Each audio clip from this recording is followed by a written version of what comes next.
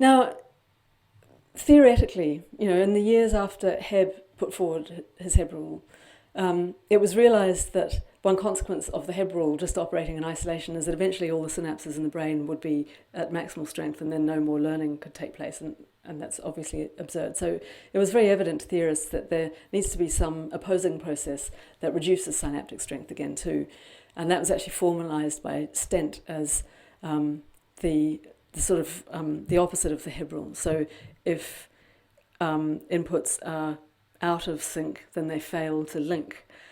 And that suggested that as well as this potentiation, this increase in synaptic strength, it ought to be possible to find conditions under which synapses would reduce their strength instead, by anti-coactivation, if you like.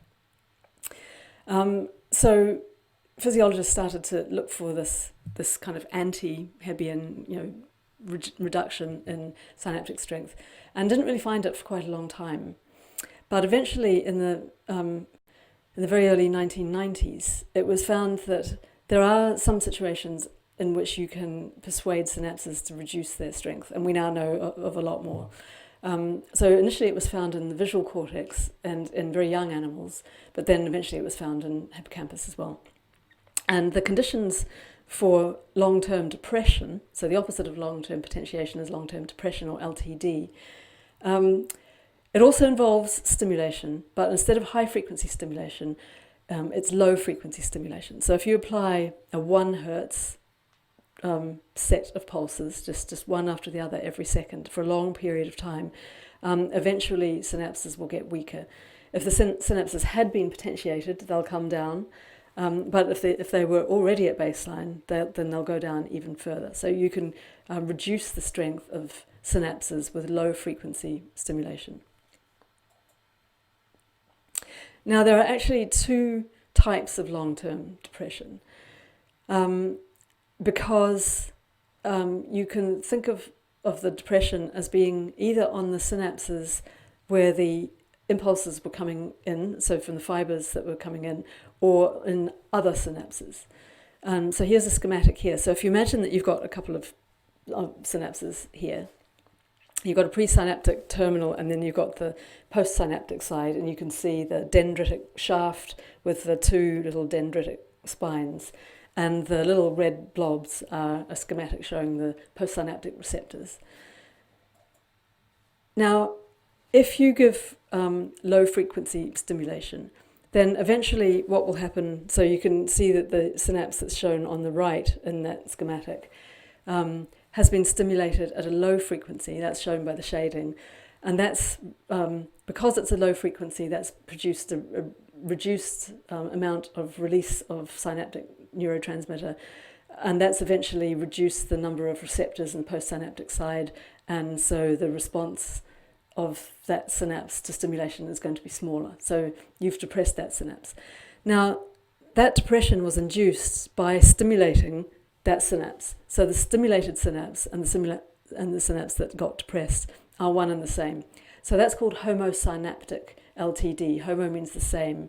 So it's depression of the same synapse as the one that was stimulated. So in the example that's shown on the bottom, now you've got stimulation coming in down the left-hand synapse. Now, it doesn't have to be weak stimulation. It could be strong stimulation. But the effect of that is to weakly depolarize the synapse on the right. And because it's not receiving any neurotransmitter, then that's the signal for that synapse to weaken. So you're going to get long-term depression in that synapse, but that's not the synapse that was receiving the stimulation. It's a different synapse. So in other words, the synapse where the stimulation came in and the synapse where the depression took place are different. So we call this heterosynaptic depression. So hetero means different. So homosynaptic depression is depression of the synapse that was stimulated, and heterosynaptic depression is depression of the synapses that weren't stimulated. Now, one of the things that you can do with heterosynaptic LTD is a phenomenon called homeostatic scaling. So it was discovered by Gina Trigiano and colleagues that if you induce potentiation by high-frequency stimulation that causes an increase in the strength of the synapse and more receptors in the postsynaptic side, and we're going to look at that more in the next video. That synapse is going to get stronger. Now, if you are potentiating a whole lot of synapses, then you're turning up the gain on that whole system, and that could be dangerous. It might, for example, predispose to epileptic seizures. So it's been discovered that the system seems to regulate itself. So if everything is potentiated with a lot of stimulation, synapses actually, as a whole, get weaker. So the whole population of synapses gets weaker, including the ones that weren't potentiated. So it's like everything is turned down all at once.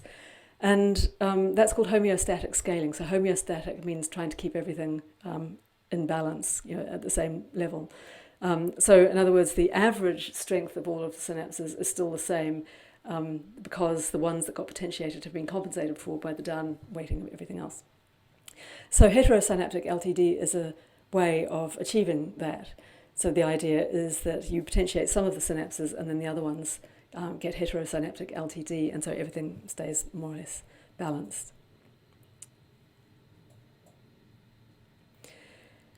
Now, this idea that you can get potentiation under some circumstances and depression under other circumstances has led to some theoretical suggestions that the same synapse might get stronger or weaker depending on the timing of the activity on the presynaptic side, where the information is coming down, and the postsynaptic side that's receiving the synaptic transmission.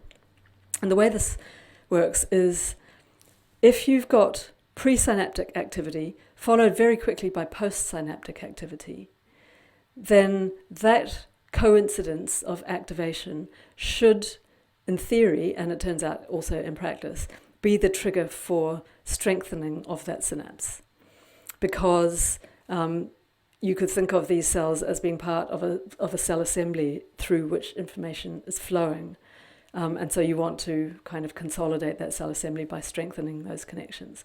So if the presynaptic terminal is active, followed by the postsynaptic one, you'll get potentiation.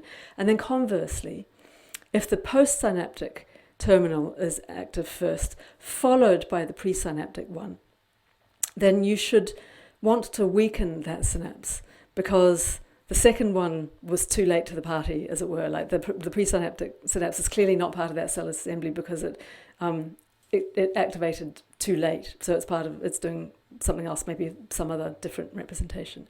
So you should want to weaken that. So this experiment here is a classic experiment looking at what happens if you vary the temporal interval between the presynaptic activation and the postsynaptic depolarization. So that was achieved artificially by injecting current into the postsynaptic side.